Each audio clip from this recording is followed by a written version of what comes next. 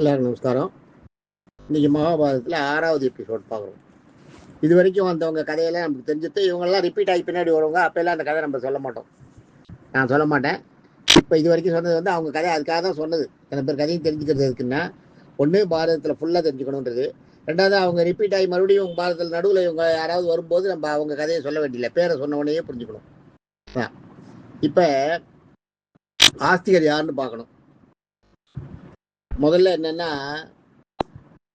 இந்த யுகத்தை முதல்ல நிர்ணயிக்கும் போது பிரம்மா வந்து சூரிய வம்சம் சந்திர வம்சம் 2 வம்சத்தை உண்டாக்குற. இந்த சூரிய வம்சத்துல வந்தவர் வந்து சூரிய வம்சம் முதல்ல சப்த ரிஷிகளை 7 ரிஷிகளை உருவாக்குறார். இந்த 7 ரிஷிகளோட பிள்ளையாதான் அந்த சூரியனும் சந்திரனும் பிறக்கிறார். 7 ரிஷிகள் சப்த ரிஷிகள்னு பார்த்தீங்களா? அந்த ரிஷிகள்ல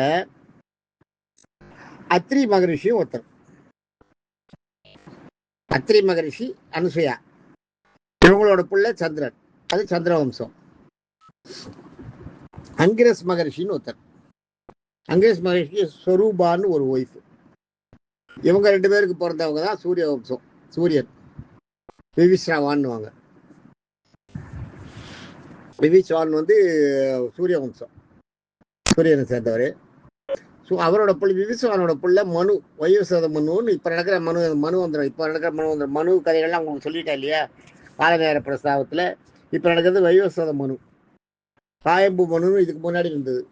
அது மாதிரி ஒவ்வொரு மனு பீரியடு. இப்போ வைவஸ்வத மனு இருக்காரு, இவர் பிறந்தது வந்து இந்த சூரியனுக்கு. மனுவோட பிள்ளைகள் தான் இஷ்வாகு. இஷ்வாகு அவரோட பிள்ளை மாந்தாதா, மாந்தாதா பிள்ளை திரிசங்கு, திரிசங்கோட பிள்ளை ஹரிச்சந்திரன் வரும். ஹரிச்சந்திரன், அப்புறம் சகரன் ஒரு ராஜா இருந்தான் நடுவில். அந்த ஹரிச்சந்திரனுக்கு அடுத்தது சகரன், சகரனுக்கு அடுத்தது பகீரதன், பகீரதனுக்கு அப்புறம் இன்னும் ஒரு நடுவில் ஒருத்தன் வருவான், ரூபாவோ ருபர்ணனோ ஒன்று. அவனுக்கு அடுத்தது பார்த்தீங்கன்னா அஜன், அஜன் ஒருத்தன் வரான். அஜனுக்கு அடுத்தது தசரதன், தசரதனுக்கு அடுத்தது ராமர். இப்படியாக இந்த இஷ்வாகு வம்சம் அப்படியே வரும். அதுதான் இஷ்வாகு வம்சம். அது வருது. இதில் காகுஸ்தன் ஒருத்தன் வருவான் நடுவில். அந்த காகுஸ்தன் அதனால தான் ராமனுக்கு பேர் காகுஸ்த வம்சம். ராமரை சொல்லுவார், சொல்லும்போது காகுஸ்த வம்சம்ன்றதை சொல்லுவார் ராமருக்கு. அந்த மாதிரி ராமர் அந்த இதில் வந்தவர். சந்திர வம்சம்ன்றது அடுத்தது.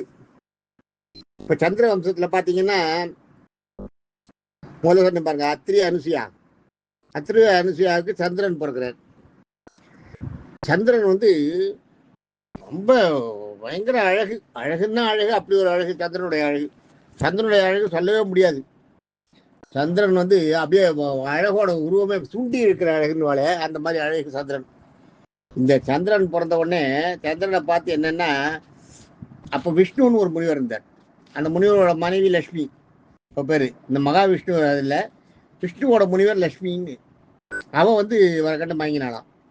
யார் யார் மயங்கினான்னு கர்த்தவ முனிவரோட மனைவி ஸ்னாவலி, அவளும் அதை கண்டு மயங்கினாலாம். இவரை கண்டு இந்த சந்திரனை கண்டு மயங்கினவா. அதெல்லாம்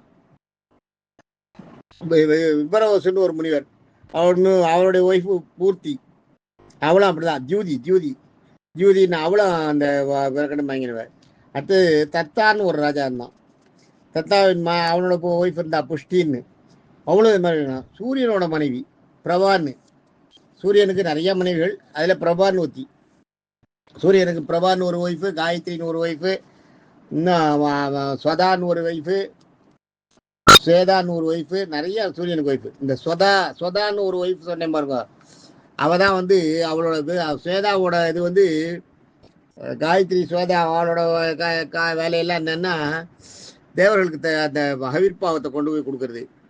நம்ம தர்ப்பணம் பண்ணும்போது எள்ளு விடுறோம் பாருங்க, அந்த எள்ளோட எள்ளை கொண்டு போய் நம்ம பித்திருக்களுக்கு சேர்க்கறது வந்து ஸ்வதா தான்.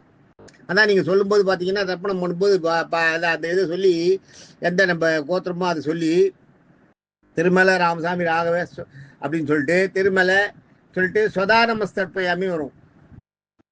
அதில் ஸ்வதா நமஸ்தர்ப்பயாமின்றது அதான். ஸ்வதாவுக்கிட்ட சொல்லி ஸ்வதாவை வணங்கி நீ கொண்டு போய் எங்கள் அப்பா கிட்ட சேருன்னு சொல்கிறது. அது அந்த மாதிரி அந்த இதில் பார்த்தீங்கன்னா ஸ்வதா நமஸ்தர்ப்பயாமின்ற வார்த்தை வரும். ஒவ்வொரு 3 தடவை சொல்கிறோம் பாருங்க அந்த பேரண்ட்ஸை. சொல்லும் போது அவங்க தலைமுறையை சொல்லிட்டு அவங்க எந்த வழியில வந்தவங்கன்றத சொல்லிட்டு அப்படியே சொல்லலாம். அதே மாதிரி உங்களுக்கு இதை பார்த்தீங்கன்னா கோத்திரம் தெரியலன்னு வைங்க, காசியப்ப கோத்திரத்தை சொல்லலாம். கோத்திரம் தெரியாதவங்க காசியப்ப கோத்திரத்தை யூஸ் பண்ணிக்கலாம். ஏன்னா காசியப்பருடைய இது காசியப்பர் தான் முதல்ல படைக்கப்பட்டவர்.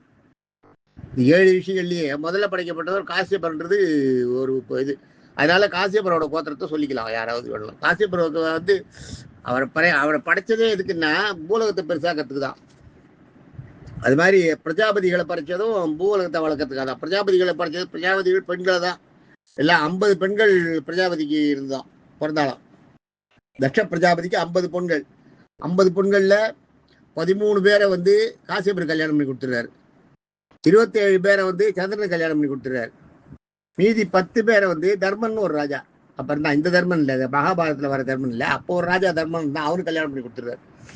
அந்த அதாவது அவளோட இதுவே என்னன்னா இந்த பூலோகத்துல மனித உற்பத்தி பண்ணணும், ஜனங்க அந்த வம்சவருத்தினால அதை கொண்டு வரணுன்றதுக்காக பண்றார். அந்த மாதிரி காசியப்பர் கொடுத்த 13 மனைவிகளை கல்யாணம் பண்ணி கொடுக்குறாரு. அந்த கதையெல்லாம் பின்னாடி வரும். இந்த 13 மனைவிகள் அப்பப்போ காசியப்பர் அதித்தி வரும், காசியப்பர் வினதைன்னு வரும். அதே மாதிரி காசியப்பர் கல்யாணம் பண்ண ஒத்துத்தரா வரும்.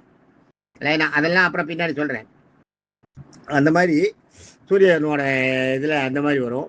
சந்திரனை வந்து சந்திரன் இப்ப சந்திர வம்சம் சொன்னேன் இல்லையா, சூரிய வம்சம் அப்படி வருது. சூரிய வம்சம் அப்படின்னா பகீரதன், ஹரிச்சந்திரன், திரிசங்கு, மாந்தாதா, இஷ்வாகு, மனுவோட சூரிய வம்சத்துல மனுவோட புள்ள மனுவோட புள்ள இஷ்வாகோட புள்ள மாந்தாதாவோட புள்ள திரிசங்கோட புள்ள ஹரிச்சந்திரன், சகரன், பகீரதன், அப்புறம் தசரதன், அந்த நடுவில் ஒருத்த வரும் ராமர், அது மாதிரி வரும். அப்படியே லைனா அது சூரிய வம்சம். சந்திர வம்சத்துல விஷ்ணு அத்திரியோட பிள்ளை வந்து மகாவிஷ்ணுவோட படைப்பு பிரம்மாவோட படைப்பு அத்திரியோட அனுசுயாவோட புள்ள வந்து சந்திரன். இந்த சந்திரனை கண்டு மயங்கினான்னு சொன்னேன் இல்லையா, எல்லாரும் மயங்கினா சந்திரனை கண்டுன்னு சொன்னேன். அதுல பாத்தீங்கன்னா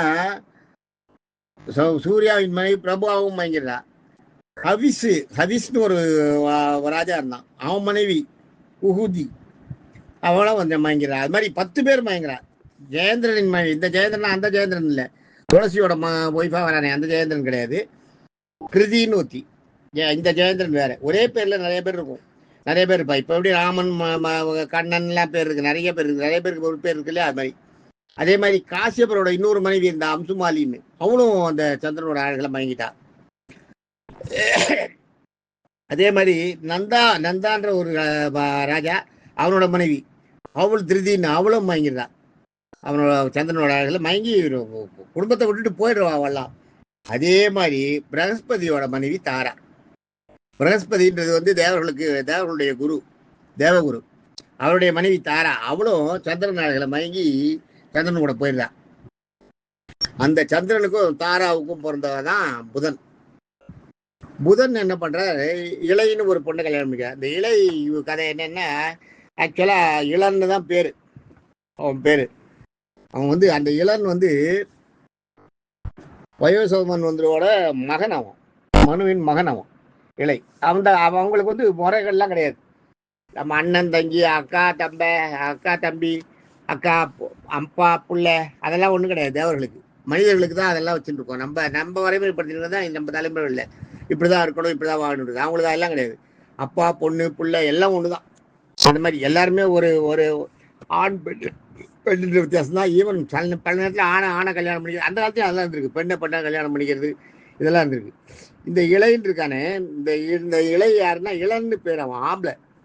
ஒரு காடு, புதனோட பிள்ளை. அவன் வந்து காட்டுக்கு போறான். அந்த காட்டுல போகும்போது என்ன ஆகுதுன்னா, சந்திரன் தாராவோட புள்ள புதனுடைய மனைவி ஆகும். அப்ப அவங்க காட்டுக்குள்ள போகும்போது அந்த காட்டுல உள்ள நுழையிறவா எல்லாருமே பெண்ணா இன்னொன்னு ஒரு சாபம் இருக்கு. இவன் அந்த காட்டுக்குள்ள தெரியாத போன உடனே இவன் பெண்ணாயிடுறான்.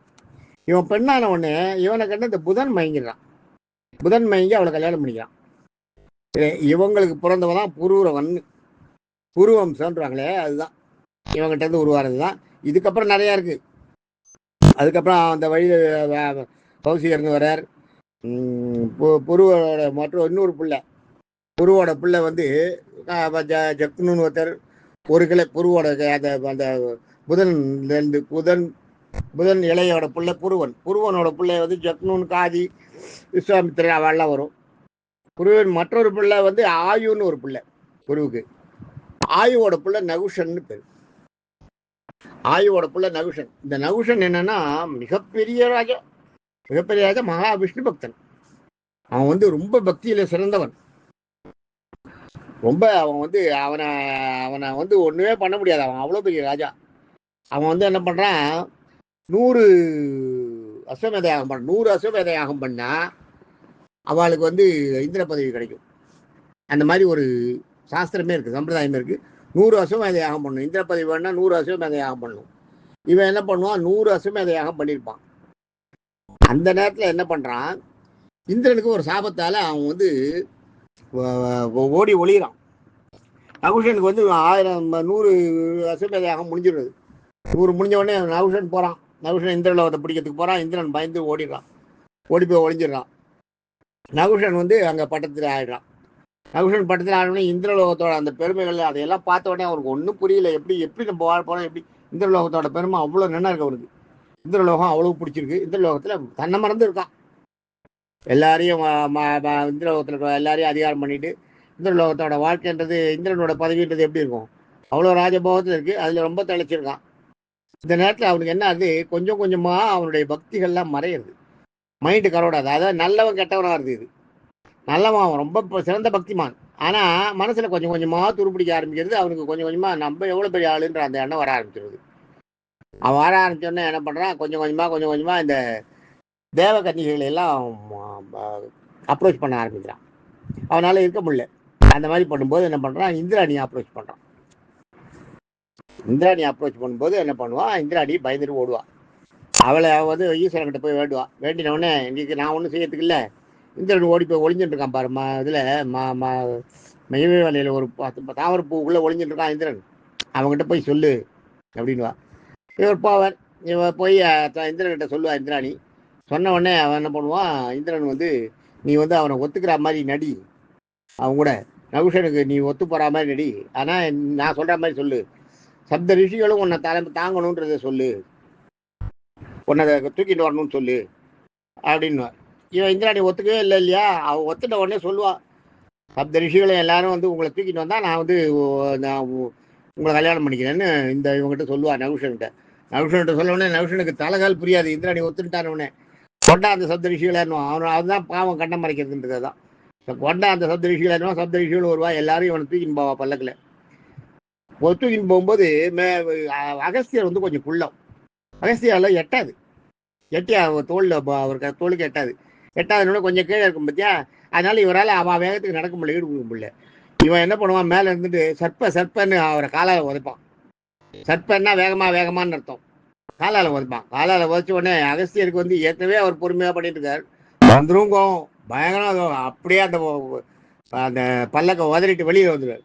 வெளியில் வந்துட்டு என்ன சர்ப்பன் நீ என்ன சொல்றியா, நீ யாரு, நீ நீ எப்படி இருந்தவன், நீ வந்து போய் பூமியில் போய் நீ வந்து பாம்பா போகிற, உனக்கு இந்த இந்திரலோக பதிவு உனக்கு லாய்க்கில்லை, நீ பூமியில் போய் பாம்பா போகிற அப்படின்னுவான். உடனே இவன் வந்துடுவான் பூமியில் வந்து இவன் பாம்பா பிறந்துருவான். இவன் வந்து பூமிக்கு அங்கேருந்து தள்ளி விட்ருவான். பூமியில் வந்து எனக்கு மோட்சம் என்னன்னுவா. அதை சொல்லுவார் அவர். மோட்சம் வந்து உனக்கு வந்து பரிசுத்த மகாராஜாவோட அந்த இதில் வந்து நீ சாவ, அப்போ உனக்கு மோட்சம் கிடைக்கும்ன்றத சொல்லி அனுப்புவார். பரிசுத்த மகாராஜாவால் உனக்கு மோட்சம் கிடைக்கும்னு சொல்லி அனுப்புவார். அதில் நகுஷன் வந்து பெரிய ராஜா பாம்பா மாதிரி கீழே வரான் பூலோகத்துக்கு வந்த அதே நேரத்தில் இந்திரனோட அந்த இது முடியறது, அவனுடைய சாபத்தை இது முடியறது, மறுபடியும் இந்திரன் வந்து ஆட்சியை பிடிச்சிக்கலாம். இப்படியாக நகுஷனோட கதை. நகுஷனுக்கு அடுத்தது யாருன்றதை நாளைக்கு பார்ப்போம். தேங்க்யூ.